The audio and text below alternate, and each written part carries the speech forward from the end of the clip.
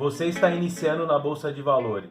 Não sabe se compra fundo de ações ou monta diretamente a sua carteira comprando ativos no home broker. Se você fizer uma pesquisa na internet ou perguntar para o seu agente autônomo de investimento, sabe qual é a resposta? Sim, eles vão te indicar os fundos de ações. Mas sabe por quê? Porque tem muito dinheiro na mesa. Eles ganham mais te indicando os fundos de ações. Eles são remunerados e recebem taxas decorrente desses fundos. E você quer saber a verdade? Fica nesse vídeo que eu vou te contar o que eles não querem que você saiba.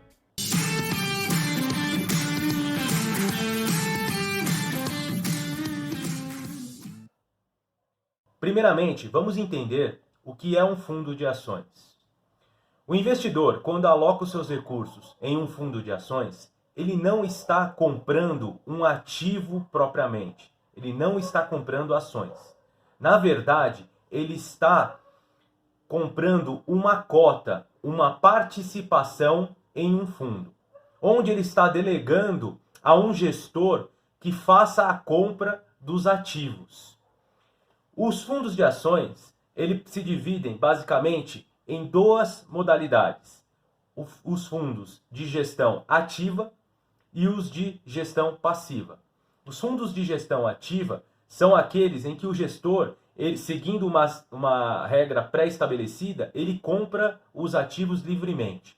Já o fundo de ações com gestão passiva é aquele em que o gestor ele está preso, ele está vinculado a um índice. Por exemplo, podemos ter um fundo de ações atrelado ao Ibovespa. Ele seguirá fielmente a carteira do Ibovespa. Importante destacar que os fundos de gestão ativa têm taxas de administração maiores que o de gestão passiva, além de ter taxas de performance, que é aquela que o gestor cobra em relação a bater determinado benchmark, determinado índice. Por exemplo, o Ibovespa. Então, os fundos de gestão ativa geralmente cobram 10 a 20% em relação a bater determinado índice. Então, se bater o Ibovespa em determinado valor, ele cobrará 20% dessa diferença. E de forma diversa, como funciona comprar ações diretamente? O investidor, por meio da corretora, por meio do home broker, fará a compra dos ativos. Comprará ações de empresas, montando assim a sua carteira, tendo na custódia, mantendo essa custódia na B3. E qual que é a primeira vantagem que a gente pode verificar? É com relação às taxas e emolumentos, pois hoje as taxas de corretagem são baixíssimas com relação ao passado. Temos até duas corretoras que têm taxa zero para negociar ações. Pessoal, agora vamos comparar as duas formas de investir. Ficou evidente que a primeira desvantagem dos fundos em relação a investir diretamente nas ações está no custo da operação. Os fundos, eles carregam taxa de administração e, como eu disse, a taxa de performance. Mas tem outro fator embutido, que é o risco. O gestor, para bater o índice e receber assim uma maior taxa de performance, ele acaba assumindo riscos elevados, até fora do padrão estabelecido para aquele fundo. E muitas vezes o investidor ele não conhece esse risco, então ele está assumindo um risco maior do que aquele informado anteriormente.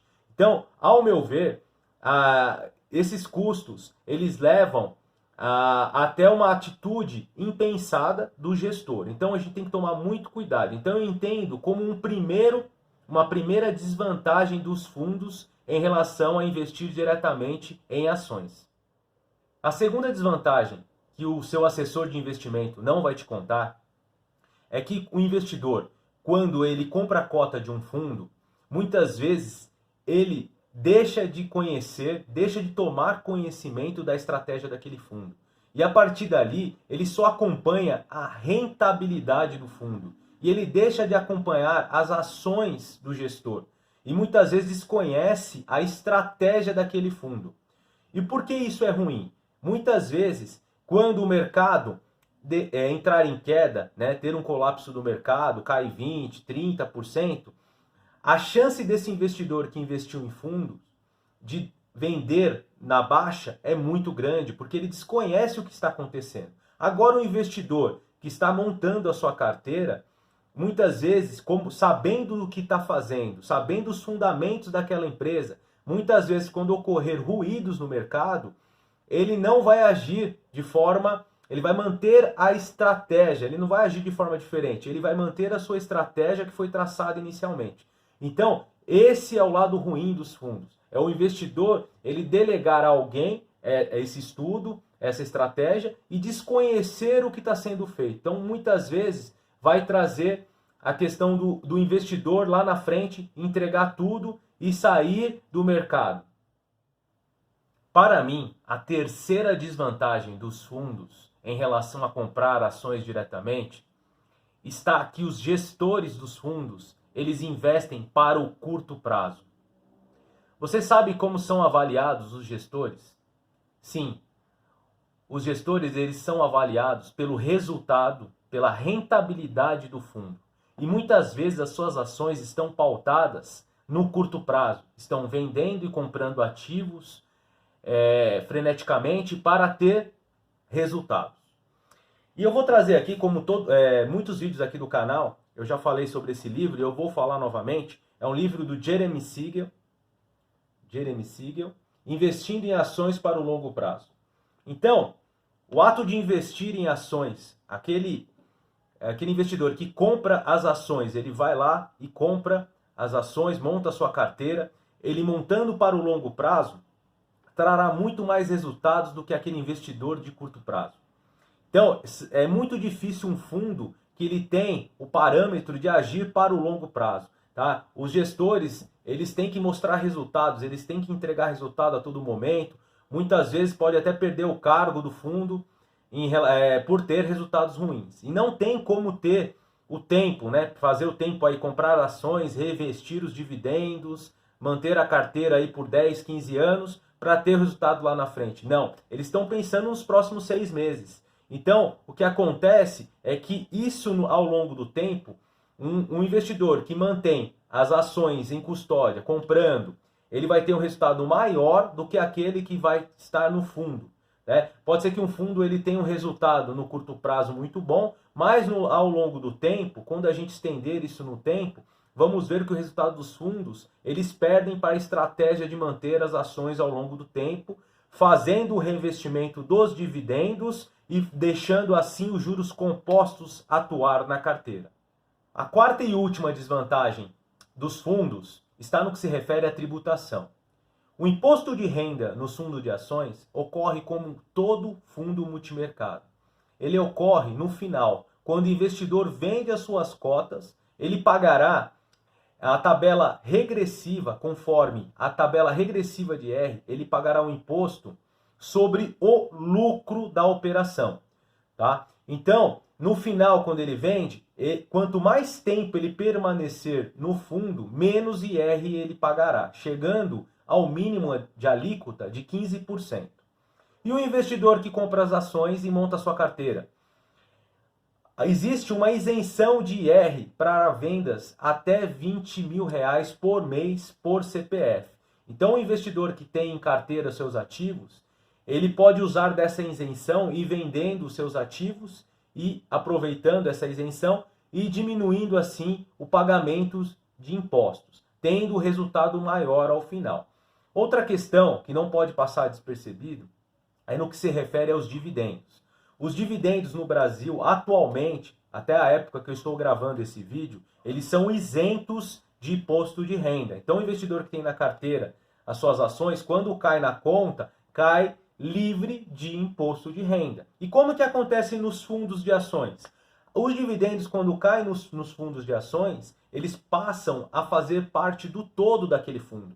Tá? Então, o investidor, quando vender a cota no final, ele também pagará imposto sobre aquilo que caiu no fundo, os dividendos. Então, os dividendos nos fundos de ações, eles passam a ser tributados, né? Então, uma isenção que nós temos, que podemos fazer proveito, acaba sendo perdido para aqueles que investem em fundos de ações. Por fim, podemos pensar que os gestores têm larga vantagem sobre o investidor individual, mas na verdade não. O gestor, muitas vezes, pelo tamanho do fundo, ele fica limitado a algumas operações. Como o fundo tem muitos milhões ou até bilhões de reais, ao movimentar o fundo, eles deslocam os preços dos ativos, não conseguindo assim ter a rentabilidade esperada. Já o investidor individual, ele tem acesso aos mesmos ativos que aquele gestor tem acesso. Então, se ele tiver o estudo, tiver dedicação, ele consegue montar sim a sua carteira e ter resultados melhores do que um gestor. Além do que foi falado aqui das desvantagens dos fundos, coloque todas essas desvantagens em 10, 15, 20 anos de investimento. Isso faz uma diferença enorme, né? Então, aquele que faz o investimento em fundos, ele tem um estrago enorme aí no seu patrimônio.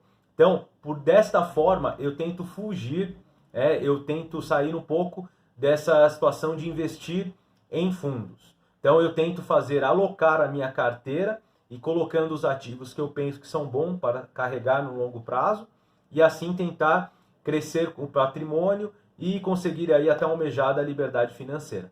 Pessoal, é isso. Eu agradeço a atenção de todos. Até um próximo vídeo.